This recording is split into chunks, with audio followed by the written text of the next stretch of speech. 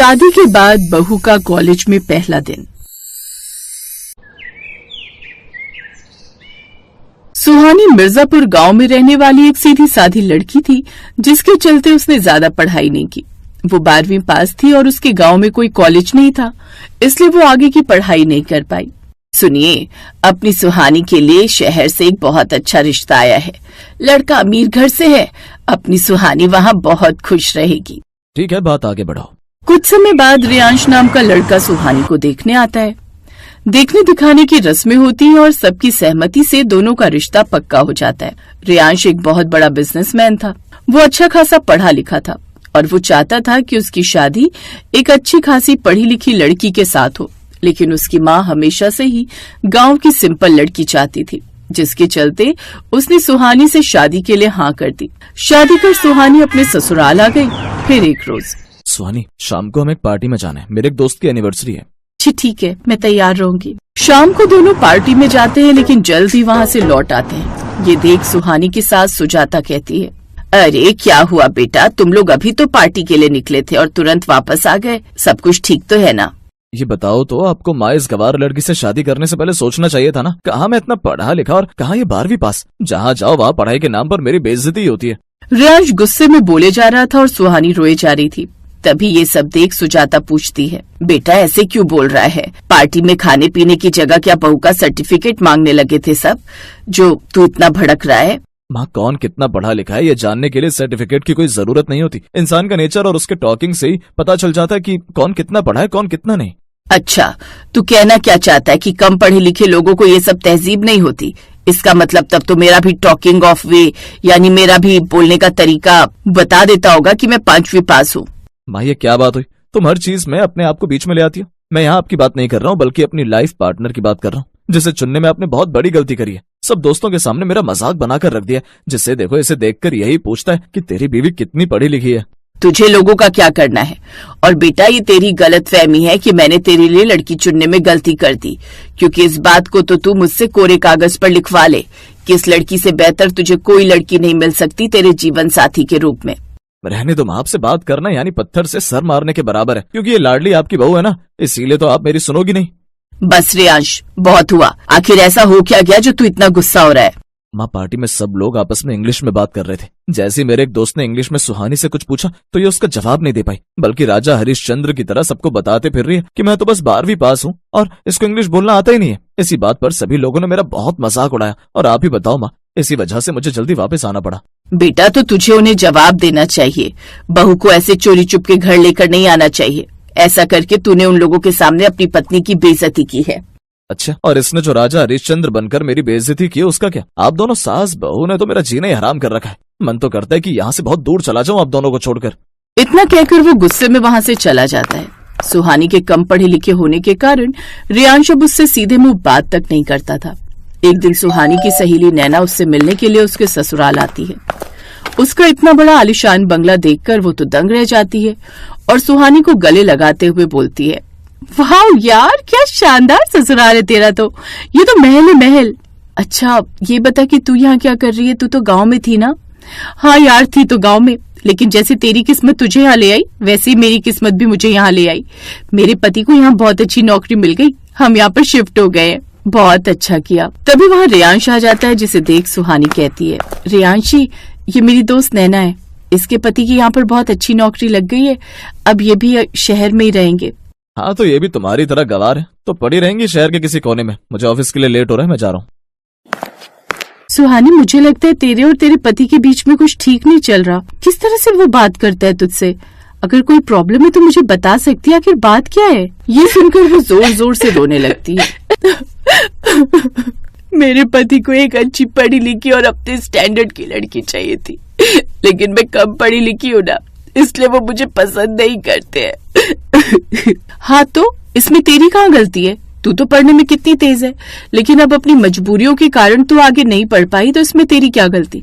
और अगर तेरे पति को तेरे कम पढ़े लिखे होने से इतनी तकलीफ है, तो तुझे कॉलेज में पढ़ाई लिखाई वापस से शुरू क्यों नहीं करवा देता है? क्योंकि अगर मैं अब कॉलेज जाऊंगी तो इनको लगेगा कि इनका स्टैंडर्ड और ज्यादा गिरा रही हूँ, और वैसे भी मेरी सासू माँ को ज्यादा पढ़ी लिखी लड़की नहीं चाहिए थी। उन्हें लगता था कि ज्यादा पढ़ी लिखी लड़की अगर घर में आएगी तो घर संभालने की जगह घर को तोड़ देगी। ओफो, कब तक तू दूसरों के बारे में सोचती रहेगी, कभी तो अपने बारे में सोच। सुहानी और नैना की सारी बातें उसकी सास सुन लेती है और उसके जाने के बाद वो अपनी बहू के पास आकर बोलती है, मुझे माफ कर दे बहू, मुझे नहीं पता था कि तूने मेरे कारण अपने पढ़ाई के अरमानों को दबा कर रखा हुआ है और रोज अपने पति से अपनी बेइज्जती करवाती है। अब किसी को बुरा लगे या अच्छा, लेकिन मैं तुझे आगे पढ़ाऊंगी। सुहानी की सास अगले दिन एक प्रोफेसर को कॉल करती है जो कि उसके पति का बहुत अच्छा दोस्त था और अपनी बहू का एडमिशन कॉलेज में करवा देती है ताकि वो अपने पति के स्टैंडर्ड की हो सके। लेकिन रेयांश इस बात से अनजान था। अगले दिन सुबह सुहानी ने जल्दी उठकर सबका नाश्ता बनाया और भगवान के आगे दिया जलाकर बोली, हे भगवान, आज मेरा पहला दिन है शादी के बाद कॉलेज में, सब अच्छा कर देना। उसकी सास आई और मुस्कुराकर बोली, सब अच्छा ही होगा बहू, और हाँ, लंच बॉक्स लेती जा, भूखी मत रहना। उसकी सास ने उसके सर पर हाथ फेरा और कहा, बहू पढ़ाई पूरी कर, सपने पूरे कर और अपने पति को दिखा दे कि जब एक औरत कुछ ठान लेती है तो वो कुछ भी कर सकती है। जी माँ जी। सुहानी अपनी सास के पांव छूती है और कॉलेज चली जाती है। कॉलेज में उसका पहला दिन था जहाँ वो थोड़ी डरी सहमी थी, लेकिन जल्द ही वहाँ उसके अच्छे दोस्त बन गए। ऐसे ही दिन बीते। फिर एक दिन रेयांश अपने दोस्त के भाई को अपनी बीवी रिया के साथ देख लेता है और उसके पास जाकर उससे बोलता है, तेरे साथ वो लड़की कौन थी, क्या तू उसे जानता है? हाँ भाई जानता हूँ, ये मेरे साथ ही कॉलेज में पढ़ती थी। कुछ दिन पहले इसने एडमिशन करवाया, नेचर वाइज से बहुत अच्छी है। देख तू इस लड़की से दूर रह। लेकिन क्यों भाई, अगर मैं इस लड़की के करीब जाता हूँ तो आपको क्यों दिक्कत हो रही है? दिक्कत तो उसके पति को होनी है ना। अबे मैं ही हूँ उसका पति। आगे से तू अगर इसके आसपास भी दिखाई दिया ना तो मुझसे बुरा कोई नहीं होगा, निकल यहाँ से। वो गुस्से में घर आता है और अपनी माँ और पत्नी को बुलाकर बोलता है, माँ आपको पता है आपकी बहू आपसे चोरी छुपे कॉलेज जा रही है। जरा इनसे पूछिए कि इस उम्र में कॉलेज जाने की जरूरत क्या पड़ गई इन्हें। किसने कहा था बहू को कॉलेज जाने के लिए? इसे मैंने कहा है, यहाँ तक कि इसका कॉलेज में एडमिशन भी मैंने ही करवाया है। पहले इसने मेरी कम बेइज्जती करवा दी है क्या? अब लोग आपको ये बोलकर चढ़ाएंगे कि इस उम्र में आपकी बहू कॉलेज जा रही है। जिसको नहीं भी पता होगा ना, उसे भी पता चल जाएगा कि आपकी बहू कम पढ़ी लिखी है। मुझे लोगों की बातों से कोई फर्क नहीं पड़ता और मैं इसे कॉलेज जरूर भेजूंगी। अगर इसे पढ़ाई करने की इतनी इच्छा होती तो वो 12वीं पास करने के बाद घर में नहीं बैठी होती, बल्कि आगे कॉलेज की पढ़ाई पूरी करती, जो आप इसे अब इस उम्र में जबरदस्ती करवा रही हैं। चुप कर। ये बेचारी तो आगे पढ़ना चाहती थी, लेकिन इसके गांव में कोई कॉलेज नहीं था और शहर भेजकर पढ़ाने की इसकी माँ बाप की हैसियत नहीं थी, और ये बेचारी तो शायद यहाँ भी चुप रह जाती, लेकिन इसने ये कदम तेरे लिए उठाया है। साथ ही इसने इंग्लिश क्लासेस लेनी भी शुरू की है ताकि तुझे समाज के सामने शर्मिंदगी ना हो। ये सुनकर रेयांश को बहुत बुरा लगता है और उसे अपने बर्ताव पर बहुत ही शर्मिंदगी भी महसूस होती है। अब वो उसकी आगे की पढ़ाई करवाने में उसका साथ देता है। सुहानी भी दिल लगाकर पढ़ती है और पूरे कॉलेज में टॉप करती है। लड़की की शादी उसके सपनों का अंत नहीं होती, बल्कि एक नया मजबूत अध्याय होती है, अगर परिवार उसका साथ दे।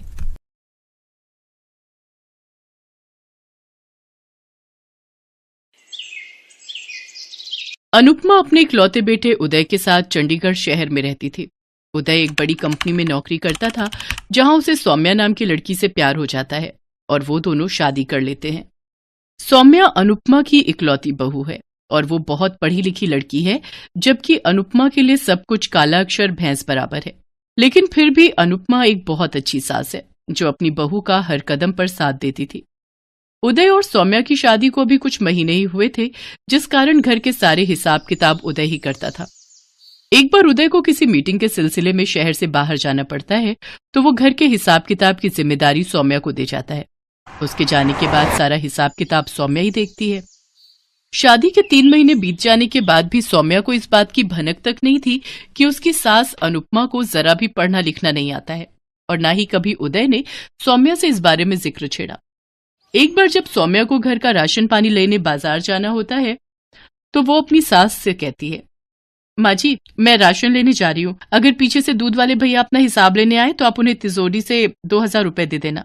हाँ हाँ बहू, तुम निश्चिंत होकर जाओ, मैं दूध वाले का हिसाब कर दूंगी। अनुपमा इस उम्मीद में अपनी बहू की बात मान जाती है कि उसने अलमारी में गिनकर ही पैसे रखे होंगे, जिन्हें वो निकाल कर दूध वाले को दे देगी। थोड़ी देर बाद सौम्या बाजार चली जाती है। उसके जाने के कुछ देर बाद उनके घर की घंटी बजती है। राम राम मेम साहब, मेरे पिछले महीने का हिसाब दे दो मेम साहब। हाँ हाँ, यहीं रुको, मैं अभी लेकर आती हूँ। अनुपमा दूध के पैसे लेने कमरे में जाती है और जैसे ही तिजोरी खोलती है तो उसमें बहुत सारे पैसे रखे होते हैं। अब मुझे कैसे पता चलेगा कि 1000 रुपए कितने होते हैं? शायद बहू ने दूध के पूरे पैसे ही रखे हैं। एक काम करती हूँ, ये नोट की गड्डी दूध वाले को दे देती हूँ। जितना भी हिसाब होगा वो अपने आप देख लेगा। अनुपमा 2000 से ज्यादा पैसे ले जाकर उसको दे देती है और कहती है, अरे रामलाल ये लो, और एक बार मुझे ये पैसे गिनकर बता दे। अगर ज्यादा हो तो मुझे लौटा दे और कम हो तो वो भी मुझे बता दे। रामलाल ये बात भली भांति समझ जाता है कि अनुपमा एक अनपढ़ औरत है और उसे पैसों का बिल्कुल भी ज्ञान नहीं है। इस बात का फायदा उठाकर वो कहता है, माँ जी पैसे पूरे हैं, मेरे इतने ही पैसे थे। और हाँ, बहुरानी से कह देना आज तक का मेरा पूरा हिसाब हो गया है। अच्छा। इतना कहकर रामलाल वहां से चला जाता है। कुछ देर बाद सौम्या बाजार से आती है और अपनी सास से कहती है, सॉरी माँ जी, मुझे बाजार से लौटने में देर हो गई। आज बाजार में भीड़ ही इतनी थी कि क्या कहूँ। अच्छा माँ जी, क्या दूध वाले भैया अपना हिसाब ले गए? आपने उनका हिसाब कर दिया? आपको कोई परेशानी तो नहीं हुई ना? नहीं नहीं बेटा, मुझे कोई परेशानी नहीं हुई। और हाँ, मैंने दूध वाले का हिसाब कर दिया है। वो कह रहा था कि उसका अब तक का सारा हिसाब हो गया। फिर भी तुम एक बार तिजोरी देख लेना कि कहीं पैसे कम तो नहीं हुए। इसके बाद सौम्या आकर अपने कमरे में जाती है और तिजोरी खोलकर देखती है तो वहां पैसे कम होते हैं। वो आकर अनुपमा से पूछती है, माँ जी, आपने पैसे किसी और काम में भी खर्च किए हैं क्या? वहां से पैसे जरा ज्यादा निकले हैं। बुरा मत मानिएगा, मैं तो बस इसलिए पूछ रही हूँ कि आपने कहीं पैसे ज्यादा तो नहीं दे दिए, क्योंकि तिजोरी में पैसे 1000 रुपए से ज्यादा निकले हैं। अगर आपने किसी काम में खर्च किए हैं तो कोई बात नहीं, ये आपका भी तो पैसा है। सौम्या की बात सुनकर अनुपमा सोचती है, हे राम, कहीं मैंने दूध वाले को पैसे ज्यादा तो नहीं दे दिए। फिर वो घबराते हुए अपनी बहू सौम्या से कहती है, सच कहूं बहू, तो मुझे पैसे गिनने नहीं आते और ना ही मैं पढ़ी लिखी हूँ। मेरे लिए तो सब कुछ काला अक्षर भैंस बराबर है। मुझे लगा कि तुमने दूध के पैसे गिनकर रखे होंगे, सो मैंने उठाकर उसको दे दिए। लेकिन मुझे क्या पता था कि वो रामलाल मुझसे ही दगा कर जाएगा। मैंने तो उस पर कितना भरोसा किया था। पता नहीं आज मुझ अनपढ़ के कारण तुम्हारा कितना नुकसान हो गया होगा। माँ जी, आप क्यों परेशान हो रही हैं? पैसे दूध वाले को ही ज्यादा गए ना, कोई बात नहीं, अगले महीने के हिसाब में लगा दूंगी। लेकिन माँ जी एक बात बताइए, अगर आपको पढ़ना नहीं आता तो आप ये बात मुझसे कह देती। आप जानती हो, जब उदय ने मुझे ये हिसाब किताब दिया तो मैं बिल्कुल नहीं चाहती थी कि हिसाब किताब मुझे मिले। मैंने जब उदय से कहा तो उन्होंने कहा कि हिसाब किताब तुम संभालना। फिर मैं मना नहीं कर पाई, और न ही मुझे ये पता था कि आपको पढ़ना नहीं आता। अब सौम्या के मन में ये इच्छा जाग जाती है कि वो अपनी सास को पढ़ना लिखना सिखाएगी। इसलिए वो ऑनलाइन ऐसे स्कूलों को ढूंढने में लग जाती है जहां उनकी उम्र की महिलाओं को पढ़ाया जाता है। कुछ दिनों तक तलाश करने के बाद सौम्या को ऐसा एक स्कूल मिल भी जाता है। उदय, मैंने ऑनलाइन एक ऐसा स्कूल ढूंढा है जहां माजी की उम्र की औरतों को पढ़ाया लिखाया जाता है। मैं चाहती हूँ कि माजी भी स्कूल में जाएं और पढ़ना सीखें। तुम्हारा विचार तो बहुत अच्छा है सौम्या, लेकिन क्या माँ इसके लिए तैयार होगी? मैं कुछ नहीं जानती उदय, आप किसी भी तरह माजी को मना लो। उदय अपनी माँ से बात करके उन्हें स्कूल जाने के लिए मना लेता है। फिर वो दोनों जाकर अनुपमा का एडमिशन करवा देते हैं। अगले दिन उदय अनुपमा को स्कूल छोड़ आता है। कुछ दिन स्कूल में पढ़ने लिखने के बाद अब अनुपमा को पढ़ना लिखना आ जाता है। फिर एक दिन दूध वाला अपना हिसाब लेने आता है तो सौम्या अपनी सास को आवाज लगाकर कहती है, माँ जी, जरा एक बार दूध वाले का हिसाब कर देना, मैं रसोई में कुछ काम कर रही हूँ। ठीक है बहू, तुम अपना काम निपटा लो, तब तक मैं इस दूध वाले को निपटा कर आती हूँ। फिर अनुपमा पैसे लेकर जाती है और दूध वाले से कहती है, रामलाल, तुमने मुझसे अनपढ़ समझकर पैसे ठगे थे। तुमने ये मेरे साथ अच्छा नहीं किया। तुम्हारी ईमानदारी पर मैंने कभी शक नहीं किया। वो तो भला हो मेरी बहू का जिसने मुझे सच सच बता दिया। मैं तो खामखा तुम्हें ईमानदार समझ रही थी। आज के बाद अगर कभी किसी हिसाब में गड़बड़ हुई तो मुझसे बुरा कोई नहीं होगा। रामलाल को अपनी गलती का एहसास हो जाता है और वो अनुपमा से हाथ जोड़कर माफी मांगते हुए कहता है, मुझे माफ कर दीजिए मैम साहब, इतने नोट देखकर मैं लालच में आ गया था, इसलिए झूठ बोल दिया। आगे से ऐसी गलती नहीं होगी। अनुपमा आंखों में आंसू लिए रसोई में आती है और अपनी बहू से कहती है, सौम्या बहू, आज सिर्फ तुम्हारे कारण मुझ में इतनी हिम्मत आई जो मैं ये हिसाब कर पाई। आज मुझे पढ़ाई की अहमियत समझ आ गई बहू। पढ़ाई करके जो आत्मविश्वास और समाज में इज्जत मिलती है उसका भी अपना ही मजा है। तू मेरी बहू नहीं बेटी है बेटी। भगवान तुझ जैसी बहू हर किसी को दे। माँ जी, ये सब आपकी मेहनत का ही नतीजा है जो आपने समाज की परवाह किए बिना अपनी पढ़ाई जारी रखी। मुझे गर्व है कि आप मेरी सास हैं। दोनों सास बहू आंखों में खुशी के आंसू लिए एक दूसरे को गले लगा लेती हैं।